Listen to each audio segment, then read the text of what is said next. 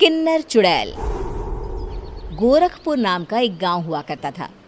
उस गांव में ज्यादा लोग नहीं रहते थे। उस गांव में एक गर्भवती विधवा औरत रहती थी। उस औरत का नाम कमला था। कमला अपने घर में अकेली रहती थी। उसके पति की सारी जायदाद उसके नाम हो गई थी, पर सभी गांव वाले उस औरत को मनहूस औरत समझा करते थे और सभी उससे नफरत किया करते थे। एक बार कमला राशन की दुकान पर खाने का सामान खरीदने जाती है। भैया जी, जरा 1 किलो दाल चावल देना। अरे हाय हाय हाय हाय हाय! अरे मनहूस औरत, मेरी दुकान में अपशुगन करवाने आ गई क्या? हैं? चल जा यहाँ से, मैं कुछ नहीं देने वाला हूँ तुझे। भाग भाग यहाँ से, चल जा, निकल। भैया जी, ऐसा मत कहिए, मैं गर्भवती हूँ, मुझे खाने की बहुत जरूरत है, मुझे खाना दे दीजिए। दुकानदार कमला को वहां से धक्के मारकर भगा देता है। तभी कमला रोते रोते उस गांव के किन्नरों के इलाके में आ जाती है। गांव वाले किन्नरों को उसी इलाके में रखा करते थे, क्योंकि वो लोग किन्नरों को पसंद नहीं करते थे और उनके इलाके में रहने से मना करते थे। तो किन्नरों ने उसी गांव में अपना एक इलाका बना लिया था। जब किन्नर लोग देखते हैं कि एक गर्भवती महिला रोते रोते उनके इलाके में आ गई है, तो सारे किन्नर कमला के पास जाकर उसका हाल पूछने लगते हैं। क्या हुआ बहन, तुम्हारी गर्भवती अवस्था में इतनी बुरी हालत कैसे? तुम रो क्यों रही हो? तुम डरो मत, हम तुम्हें कोई नुकसान नहीं पहुंचाएंगे। तुम शांत होकर सब बताओ कि हुआ क्या है। मैं कमला हूँ, मैं गांव के दूसरे इलाके से आई हूँ। 2 महीने पहले ही मेरे पति की मौत हुई है। मुझे गांव के लोग मनहूस मानते हैं, क्योंकि मैं विधवा हूँ और गर्भवती भी। वहाँ के लोग मुझे खाने के लिए कुछ बेचने के लिए भी तैयार नहीं, जिससे मेरा गुजारा नहीं हो रहा था। कोई बात नहीं कमला, हम तुम्हारा ख्याल रखेंगे। किन्नर लोग कमला को एक खाली घर में रहने के लिए जगह दे देते हैं और उसकी देखभाल भी करते हैं। कुछ ही महीने बाद कमला अपने बच्चे को जन्म देती है, पर अफसोस, कमला बच्चे को जन्म देते ही अपनी जान गंवा देती है। जब सब किन्नर बच्चे को देखते हैं तो बहुत खुश हो जाते हैं, क्योंकि वो बच्चा भी किन्नर ही था। कमला ने एक किन्नर बच्चे को जन्म दिया था। अब इस बच्चे की देखभाल कौन करेगा? हम तो इस बच्चे को गांव के दूसरे इलाके में भी नहीं भेज सकते। और तो क्या हुआ, इस बच्चे की माँ नहीं रही तो हम इसे पालेंगे। अब ये हमारे इलाके में रहेगा, हमारे साथ रहेगा। फिर वो किन्नर उस किन्नर बच्चे को गोद ले लेते हैं, उसका नामकरण कराते हैं। उस किन्नर बच्चे का नाम शक्ति रखा जाता है। देखते ही देखते शक्ति बड़ी होने लगती है। उसके रंग रूप बहुत सुंदर थे। वो बहुत सुंदर किन्नर दिखती है। एक दिन शक्ति एक किन्नर से पूछती है, माँ जी सुनिए ना, ये गांव के दूसरे इलाके में भी तो लोग रहते हैं, तो हम वहाँ क्यों नहीं जाते? हम उनसे अलग क्यों रहते हैं? शक्ति, क्योंकि वो लोग हमारे जैसे नहीं, वो लोग हमें पसंद नहीं करते, इसीलिए हम उनसे अलग रहते हैं। क्यों? वो हमें क्यों पसंद नहीं करते? मुझे एक बार उस इलाके में जाना है, मैं एक बार वहाँ जाकर घूम कर आऊं। शक्ति, खबरदार, जो तू उस इलाके में कभी भी गई तो अपनी जान नहीं गंवाना चाहती तो उस इलाके में कभी कदम भी नहीं रखेगी, समझी? इतना कहकर वो किन्नर वहाँ से चली जाती है। शक्ति उस किन्नर की बात सुनकर बहुत रोती है। माँ जी, ऐसा कैसे कह सकती हैं? उन्होंने इतनी सी बात के लिए मुझे इतना डांटा। अब तो मैं उस इलाके में ज़रूर जाऊंगी। फिर एक दिन शक्ति गांव के दूसरे इलाके में चुपके से जाती है। ये लोग तो हमारे जैसे ही इंसान हैं, तो ये हमसे नफरत क्यों करते हैं? जब शक्ति उस इलाके में पहुंचती है तो गांव के सारे आदमी उसके रूप से मोहित हो जाते हैं। वो लोग ये अंदाज़ा नहीं लगा पाते कि वो किन्नर है। शक्ति की सुंदरता देखकर सारे गांव वाले उसकी तारीफ करने लगते हैं। तभी गांव का चक्कर लगाने गांव के जमींदार का बेटा हर्ष वहां पहुंचता है।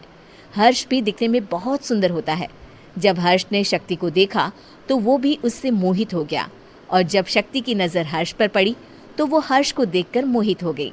आपको पहले कभी इस गांव में देखा नहीं। इस गांव में आप नए हैं क्या? जी नहीं, वो मैं बस।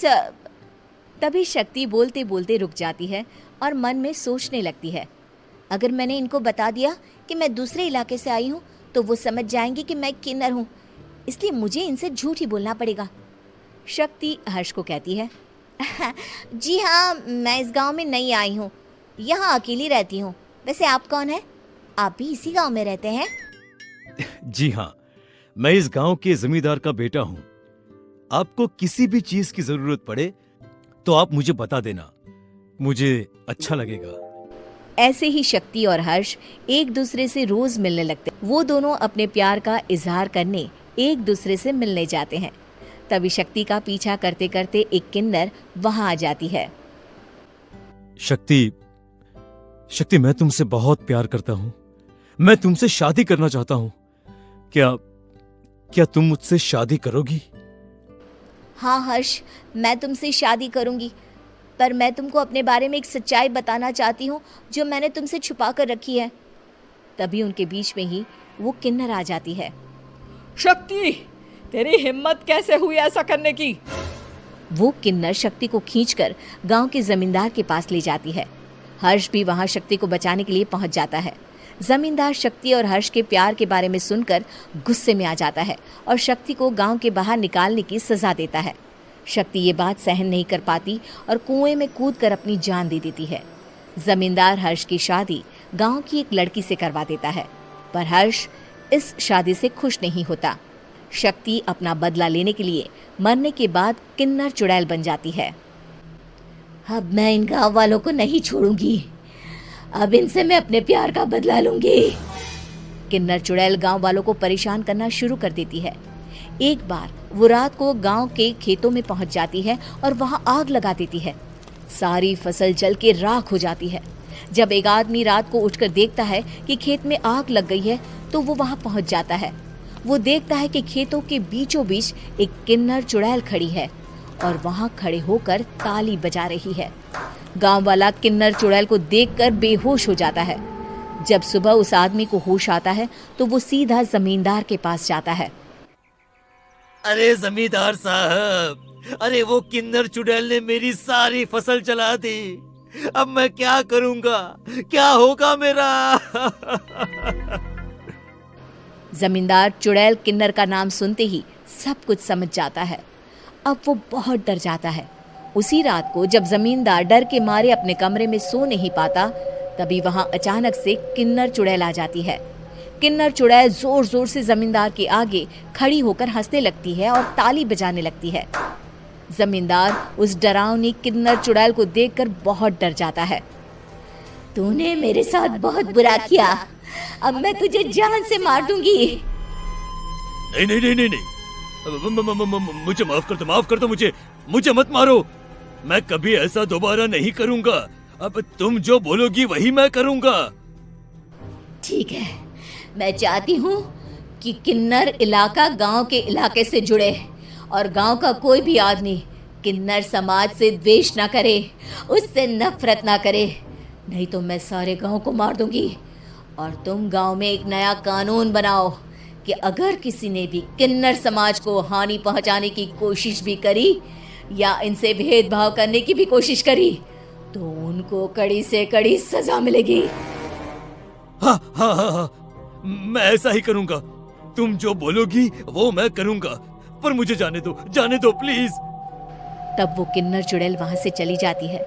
गांव का जमींदार किन्नर चुड़ैल का कहा मानते हुए दोनों इलाकों को एक कर देता है और नया कानून भी लागू कर देता है। तब से वहां किन्नर समाज और बाकी गांव वाले शांति